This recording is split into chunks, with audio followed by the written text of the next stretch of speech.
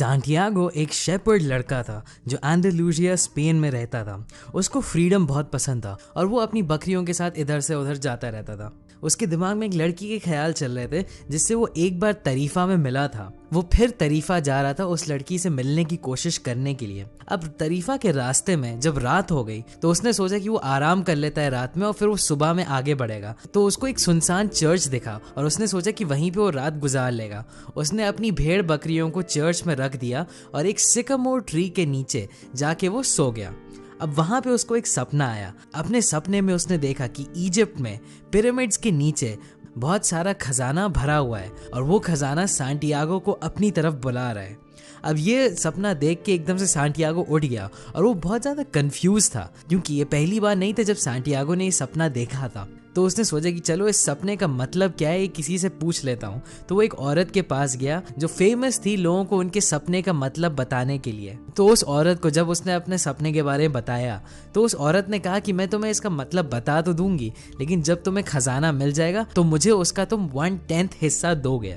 अब सांटियागो ने सोचा चलो ठीक है, 1/10 तो मैं किसी को भी दे सकता हूँ और अगर मुझे खजाना मिल जाए तो ये डिजर्व करती है। तो उसने कहा चलो मैं तुमको दे दूंगा, तो मुझे इसका मतलब बताओ। तो उस औरत ने बताया कि तुमको इजिप्ट जाना पड़ेगा और सच में वो पिरामिड्स के नीचे ट्रेजर तुमको मिल जाएगा। अब सांटियागो ने सोचा कि यार ये तो मुझे कोई भी बता सकता है, पता नहीं ये सच बोल रही है नहीं, आगे बढ़ता हूँ मैं। तो इसीलिए वो शहर चला गया और वो बेंच पे बैठे कुछ सोच रहा था। एकदम से एक बुढ़ा आदमी आया उसके पास। उस बुढ़े आदमी ने बोला कि मेरा नाम मेल्चीजेदेक है और मैं सालेम का राजा हूँ। अब सांटियागो ने उसको थोड़ा इग्नोर किया क्योंकि वो बहुत खराब कपड़े पहना था और उसको लग रहा था कि ये झूठ बोल रहा है। लेकिन फिर एकदम से उस आदमी ने बोला कि मैं तुम्हें उस खजाने को ढूंढने में मदद कर सकता हूँ। उसने कहा कि हर किसी की लाइफ में एक पर्सनल लेजेंड होता है जो उनको फॉलो करना चाहिए, और जब आप उस पर्सनल लेजेंड को फॉलो कर रहे हैं तो आपको बहुत सारे लोग मिलेंगे, आपके साथ बहुत सारी चीज़ें होंगी जो आपको मदद करेंगी उस जर्नी में। और उस बुढ़े आदमी ने सांटियागो से कहा कि तुम अपने भेड़ बकरी बेच के जाके अपना पर्सनल लेजेंड फॉलो करो। अब सांटियागो इतना श्योर नहीं था, लेकिन उस बुढ़े आदमी ने उसको कन्विंस कर लिया और सांटियागो ने भी सोचा चलो ये एक एडवेंचर हो जाएगा। और उसने अपने भेड़ बकरी बेच दिए, पैसे जमा कर लिए और वो एक शिप पे चला गया जो अफ्रीका जा रही थी। यहाँ से सांटियागो की जर्नी शुरू हो गई।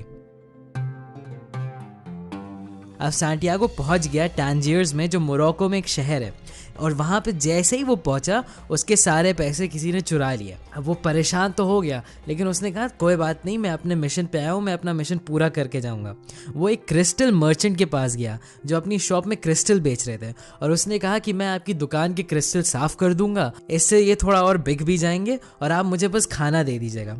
तो जैसे ही सांटियागो ने उसके क्रिस्टल साफ़ किए एकदम से लोग आने लगे और वो क्रिस्टल खरीदने लगे। तो उस मर्चेंट ने सोचा क्यों ना मैं इसको जॉब ही दे दूँ। तो वहाँ पे उस क्रिस्टल मर्चेंट की दुकान में सांटियागो जॉब करता था और धीरे धीरे वो नए नए बिजनेस आइडियाज़ लाता गया, नए नए तरीके वो और क्रिस्टल बेचने के लिए। धीरे धीरे अच्छी खासी उनकी सेल्स बढ़ गई और सांटियागो को भी अच्छे खासे पैसे मिल गए और वो मर्चेंट भी अमीर हो गया। लेकिन तब भी सांटियागो को अपना मिशन याद था। तो जैसे ही उसने सुना कि सहारा डेजर्ट क्रॉस करके इजिप्ट जाने वाला एक कैरावान निकलने वाला है, तो वो भी उस क्रिस्टल मर्चेंट को अलविदा कह के अपने जर्नी की तरफ बढ़ गया। उस कैरावान में उसको एक इंग्लिश आदमी मिला जो एक अल्केमिस्ट को ढूंढने जा रहा था, और उस इंग्लिश आदमी ने बोला कि वो अल्केमिस्ट इतना ताकतवर है कि वो तांबे को सोने में बदल सकता है। तो सांटियागो और उस इंग्लिश आदमी की दोस्ती हो गई क्योंकि वो दोनों अपने अपने मिशन पे जा रहे थे। अब वो लोग जब उस कैरावान में डेजर्ट को क्रॉस कर रहे थे तो धीरे धीरे एक अफवाह उड़ने लगी कि एक जंग होने वाली है डेजर्ट में, और सब लोग अच्छा खासा डर गए। तो उस कैरावान ने डिसाइड किया कि रिस्क लेने से अच्छा है एक ओएसिस है डेजर्ट के बीच में जिसका नाम है अल फायूम, वहाँ पे हम लोग रुक जाते हैं जब तक ये जंग ख़त्म ना हो जाए। अब ये जंग हफ्तों से लेके सालों तक चल सकती है, कोई गारंटी नहीं है कब खत्म होगी। तो सांटियागो थोड़ा डिसअपॉइंट हो गया कि पता नहीं मैं कब पहुंच पाऊँ पिरामिड्स, लेकिन तब भी उसने हार नहीं मानी। अब वो लोग जैसे ही उस ओएसिस में पहुंचे उस इंग्लिश आदमी ने अल्केमिस्ट की ढूंढ शुरू कर दी और सांटियागो उसकी मदद कर रहा था। अब एक लड़की उनको मिली जिसका नाम था फातिमा, जिसने उनको अल्केमिस्ट का पता दिया। अब उनको इन्फॉर्मेशन तो मिल गई अल्केमिस्ट की, लेकिन सांटियागो को उस लड़की से प्यार भी हो गया। तो सांटियागो रोज जाके एक वेल के बगल में अपनी फातिमा से मिलता था और वो इंग्लिश आदमी अल्केमिस्ट के पास चला गया। अल्केमिस्ट ने उस इंग्लिशमैन से पूछा कि तुम मुझे 10 साल से ढूंढ रहे हो, क्या तुमने कभी खुद कोशिश की तांबे को सोने में बदलने के लिए? इंग्लिशमैन ने बोला नहीं, तो अल्केमिस्ट ने उसको असाइनमेंट दे दिया कि तुम खुद से कोशिश करो लेड को गोल्ड में बदलने के लिए। तो इंग्लिश मैन अब बिजी हो गया और सैंटियागो को उसकी फातिमा मिल गई थी। एक दिन जब डेजर्ट में सैंटियागो जा रहा था, एकदम से उसको एक विजन आया। उसने एकदम से ये देखा कि ओएसिस पे कोई अटैक करने वाला है और एक जंग होने वाली है। अब उसने जाके ओएसिस के सरदार को बता दी ये बात। अब वहाँ के सरदार ने बोला कि हम लोग तैयारी तो कर लेंगे, लेकिन अगर जंग नहीं होगी तब हम लोग तुम्हें मार डालेंगे। अब सरप्राइज की बात यह कि अगले दिन असली में एक आर्मी ने अटैक कर दिया और वो लोग उस आर्मी को हरा पाए थे क्योंकि वो लोग तैयारी कर चुके थे। तो वहाँ का चीफ बहुत खुश हो गया और उसने सैंटियागो को बहुत ज़्यादा सोना दे दिया और उसको वहाँ का काउंसलर बना दिया। अब सैंटियागो बहुत खुश हो गया था। उसने सोचा कि यार मुझे जॉब भी मिल गई है और मेरे पास अच्छा खासा सोना भी है, अब मैं यहीं पे फातिमा से शादी करके ज़िंदगी भर रह सकता हूँ। लेकिन फिर फातिमा ने उसको बोला कि सच्चा प्यार कभी भी तुम्हें अपने सपने से दूर नहीं रखेगा। तो उसने कहा कि वो उसका इंतज़ार करेगी, लेकिन उसको अपने ड्रीम्स को फॉलो करना चाहिए।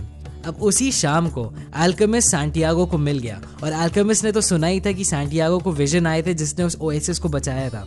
तो अल्केमिस्ट ने भी कहा कि तुमको अपने ड्रीम्स फॉलो करने चाहिए और तुम चलो मेरे साथ पिरामिड्स की तरफ। तो वो दोनों पिरामिड की तरफ चलने लगे। अब रास्ते में ही कुछ गुंडों ने उनको पकड़ लिया और उन्होंने सैंटियागो से सोना छीन लिया और फिर वो उनको मारने वाले थे, लेकिन एकदम से अल्केमिस्ट ने बोला, अरे तुम जानते नहीं हो ये कितना बड़ा जादूगर है, ये एकदम से अपने आप को हवा में बदल देगा और तुम सब लोगों को उड़ा देगा। तो अब वो सब लोग हंसने लगे। वो लोग कहने लगे चलो तुमको 3 दिन देते हैं हम लोग, अगर 3 दिन में इस लड़के ने अपने आप को हवा में बदल लिया तो हम लोग तुमको छोड़ देंगे, वरना हम लोग तुम्हारी जान ले लेंगे। अब सैंटियागो बड़ा डर गया। उसने अल्केमिस्ट से बोला, यार तुमने तो हम लोगों को मरवा ही दिया, मैं कहाँ अपने आप को हवा में बदल सकता हूँ। अब अल्केमिस्ट ने बोला, शांत रहो, तुम ये कर सकते हो, बस अपने अंदर कॉन्फिडेंस रखो और डेजर्ट की लैंग्वेज को समझने की कोशिश करो। अब 2 दिन सैंटियागो ने कोशिश करी, कुछ नहीं हुआ। तीसरे दिन वो बहुत ज़्यादा टेंशन में था और उसने दिल से डेजर्ट को समझने की कोशिश की और एकदम से वो हवा में बदल गया और उसने सारे टेंट उड़ा दिए। ये देख के वहाँ के गुंडे बहुत डर गए और उन्होंने उन लोगों को छोड़ दिया। अब सैंटियागो और अल्केमिस्ट एक मॉनेस्ट्री पे पहुंचे जहाँ पे अल्केमिस्ट ने तांबे को गोल्ड में बदला, सैंटियागो को थोड़ा सा गोल्ड दिया और कहा कि यहाँ से तुम अकेले इजिप्ट की तरफ जाओ। तो जैसे ही सैंटियागो पिरामिड्स के सामने पहुंच गया और उसने खोदना शुरू किया, एकदम से कुछ और गुंडे आ गए, उन्होंने सैंटियागो को मारना शुरू किया और उन्होंने उससे सोना छीन लिया। अब सैंटियागो ने अपने होश खो दिए और वो एकदम से अपनी कहानी बड़बड़ाने लगा और उसने बोल दिया कि उसने एक सपना देखा था, इसलिए वो इजिप्ट आया था। एकदम से वो गुंडे हंसने लगे। एक गुंडे ने बोला कि अरे ये तो पागल आदमी लगता है, अपने सपनों के बारे में इस तरीके से कौन सोचता है। मैंने भी एक सपना देखा था कि स्पेन में एक सुनसान चर्च में एक सिकामोर ट्री के नीचे बहुत सारा खजाना भरा हुआ है, लेकिन मैंने थोड़ी अपने सपनों को फॉलो किया, मैं इसकी तरह बेवकूफ़ नहीं हूँ। और वो लोग उसको छोड़ के हंसते हंसते चले गए।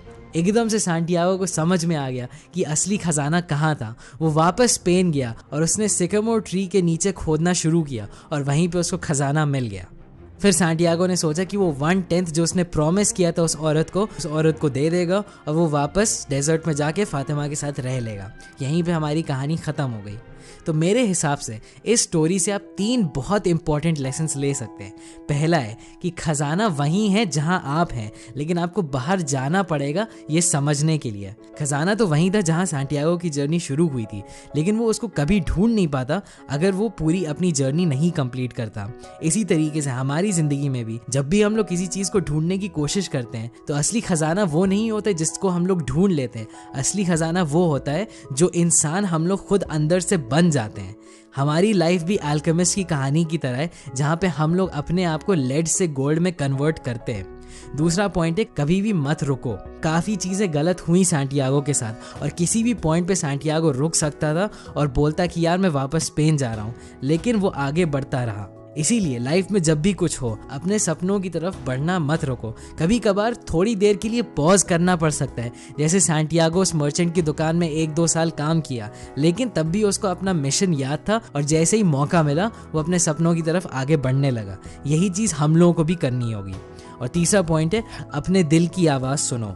पूरे बुक की थीम यही थी कि अपने दिल की आवाज़ सुनो। हाँ, आपका दिल कभी कभी आपको मुश्किल में डाल सकता है, कभी कभी आपकी जर्नी इतनी आसान नहीं रहेगी, लेकिन जब तक आप उसकी सुनेंगे आप कभी ना कभी अपने सपनों को पा लेंगे और वही जर्नी आपको पूरी तरीके से बदल देगी। तो दोस्तों प्लीज़ अपने दिल की आवाज़ सुनिएगा, और हाँ, मेरे दिल की भी आवाज़ सुन लीजिए। और अगर आपको ये वीडियो पसंद आए तो ज़रूर उस लाइक बटन को क्लिक करिएगा और सब्सक्राइब करिएगा। मैं बहुत ज़्यादा रेकमेंड करता हूँ कि आप ये बुक पढ़िए, क्योंकि ये उन बुक्स में से है जो मुझे लगता है हर किसी को पढ़नी चाहिए। मैं इसका लिंक डिस्क्रिप्शन में डाल दूंगा। अभी के लिए बस इतना ही, और मैं आपसे थर्सडे की वीडियो में मिलता हूँ। Thanks for watching.